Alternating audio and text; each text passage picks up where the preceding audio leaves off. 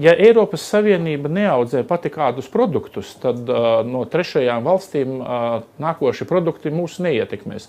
Mums nāks tie paši banāni un tie paši ananāsi, jo mēs Eiropā viņus neaudzējam. Savukārt gaļa, ko Eiropas zemnieki audzē un govs ganās pļavā, viņa būs nesamierīgi dārgāka, ja atņems subsīdijas, dārgāka kā šobrīd, un viņa būs absolūti nekonkurētspējīga cenas ziņā ar gaļu, kas tiek audzēta milzīgos industriālos kompleksos, izmantojot augšanas hormonus. Tā pārtikas produktos ar ķīmijas palīdzību, tātad pārtikas produktos tiek mēģināts samazināt izejvielu izmaksas. Un šīs izejvielu izmaksas būtiski tiek samazinātas, ja izejviela ir lētāka, piemēram, ja tā ir ģenētiski modificēta organisma izcelsmes, piemēram,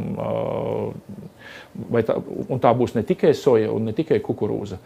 Un tāpat tās dabīgas izejvielas var aizstāt ar ķīmiju, kas tiek sintezēta laboratorijās vai rūpnieciski. Un šāda produkta nāks mūsu tirgu. Un mūsu patērētājs ir orientēts uz to, ka tikai lētāk. Mēs jau šobrīd zinām, ka 21% pirmklasnieku ir nākot uz pirmo klasi Latvijā ir ar lieko svaru. Un šis pēc brīvā tirdzniecības līguma noslēgšanas šis process vienkārši daudz